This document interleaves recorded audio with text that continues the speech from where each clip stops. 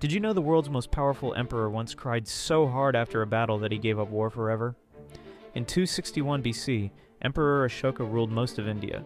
He was ruthless and hungry for more land, so he attacked Kalinga, in what we now call Orissa.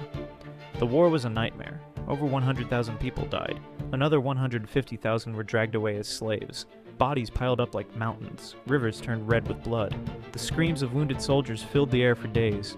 But when Ashoka walked through the battlefield, something broke inside him. The horror was too much. This mighty emperor who had conquered nations without blinking fell to his knees and wept. He carved his guilt into stone forever.